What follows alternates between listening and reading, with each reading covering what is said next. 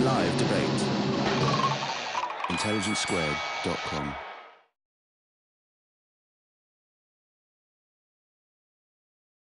Speaking for the motion, the art market is the best judge of good art, we have Georgina Adam, art market journalist and correspondent for the Financial Times and the Art newspaper. Thank you, Georgina. Well, I never thought I'd face a lynch mob the way I'm facing tonight. It was crucifixion in the case of Francis, and as far as I'm concerned, I hope that I'm going to get some of you to put your pitchforks away before the end of the evening. It's very simple what I'm going to talk to you about. I'm going to take the proposal, because I think that is important. Is the art market the best judge? And the second one of good art. So we've got two different things going on here. First of all, is the art market the best judge? Is price, because that's what we're talking about. We're talking about price. And I would say that the art market is like any market. It performs like any market. And for example, there's no real substantial difference between the art market and, say, the property market. £100 million apartment is going to be more desirable than a 10 million or 1 million, 100,000. There were people if they're prepared to step up to the plate because they consider that is more desirable. And I think that the market ultimately makes those judgments and that the price actually is a metaphor for that desirability.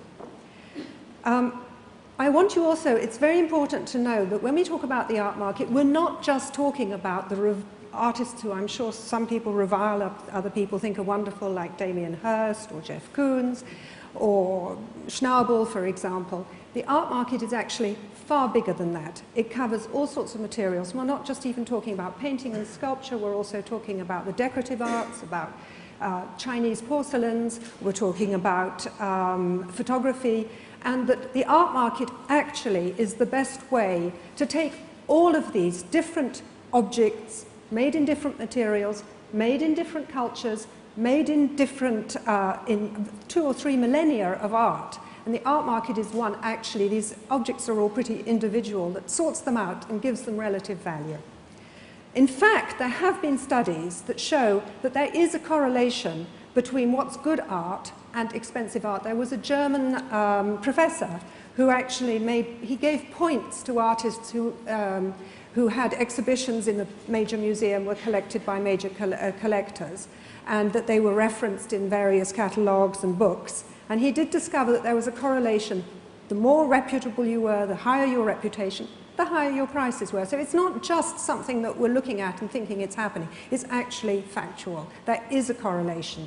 Now, am I actually saying that the market is perfect? Absolutely not. I'm not saying it's a perfect market. Am I saying that it's not manipulated? All markets are manipulated. The art market functions like really any market. It's imperfect, but it is probably the best we've got. There are, of course, tragic blunders in some prices, particularly in contemporary art. We're very close to contemporary art. It's difficult for us to stand back enough. It will be future generations who will make those choices and who will dispose of some people and promote others. But I'm going to say to you that the market ultimately, long-term, over the whole market, the prices actually translate into the value, and that's a desirability. Now, in fact, Kenny mentioned the card players. Cézanne, $250 million, about 160 million pounds in British currency. It was recently sold. So this shock about the prices of art actually are not for a Hirst. I mean, this is an artist who I would imagine everybody in this room considers to be a very good artist. So, you know, this sort of proves the point that the market has actually filtered out the best. It's a bit like buses, you know, it used to be that you would wait ages and then 2 would come along. Well, with Leonardo da Vinci, who is not a painter that we see very often on the market at all, there are now 2 potentially on the market. One is the Salvatore Mundi that's going to be on show, and there's also a drawing. And their prices, the Leonardo, the painting, is sort of more or less, I mean, it may well be for sale one day, and it will be at sale for $200 million, which would also break a record. So the market there again will decide. There were famous prices in the past. Went, for example, to the highest price for a long time was set by a Leonardo. It was the Benoit Madonna that's now in the Hermitage. that was bought by the Tsar of Russia in 1914, and it set an absolute benchmark. It was considered an astronomical price at the time. It confirms my thesis that the best art, the most expensive art, is the best art, and the market has decided it. Now, if you come up, that was historical, if you come to today and look at the hit parade of art prices today, who's at the top? You've got Picasso, Monet, Renoir, Van Gogh, Rubens, Klimt even. So I don't think that anybody in this room would say any of them are bad artists. On the contrary, they're all good artists. The problem arises with contemporary art.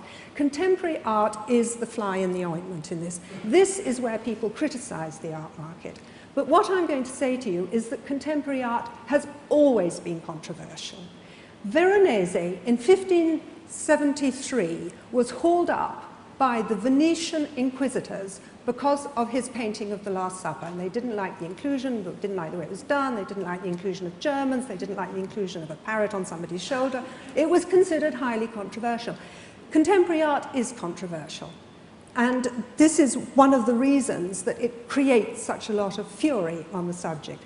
It's also been overvalued compared to other artists. And I found a nice little example of that. Meissonier, who was a French academic painter. I don't know how many of you have heard of Meissonier, but in my opinion, not too many. Meissonier, in 1887, one of his paintings was sold for £13,000. At the same period, 3 years later, a Tintoretto was sold to the National Gallery for £1,300, 1/10 of the price. Now today, Tintoretto is established as a great painter. Meissonier is completely forgotten. So contemporary art has always been expensive in its time. Long term, the art market sorts out the good and the bad.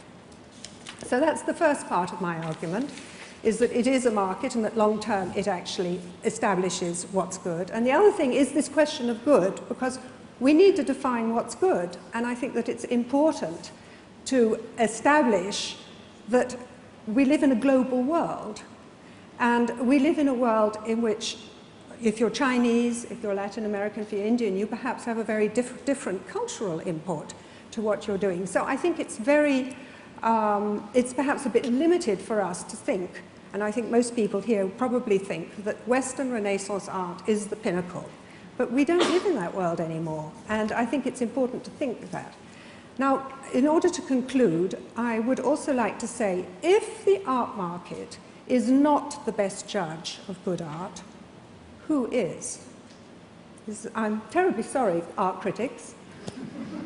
But our art critics, I'd like to remind you that Ruskin, the most famous lawsuit in history, opposed Ruskin to Whistler. Ruskin, the great art critic, who said, "I never expected to hear a coxcomb ask 200 guineas for flinging a pot of paint in the public's face." Whistler took him to court and won for defamation.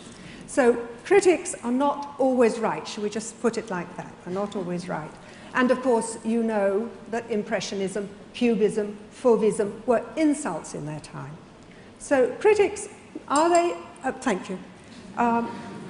Institutions, everyone knows that the French, about what happened for Impressionism, where they were not allowed into the Paris Salon. And in fact, Caillebotte's donation was also refused by the French state. And museums are too slow to museums. How many Warhols are there? If you consider Warhol a great artist, how many are there in Tate? Museums are too slow to establish. So I am also saying that the art market is the best judge because the alternatives are not as good. Thank you.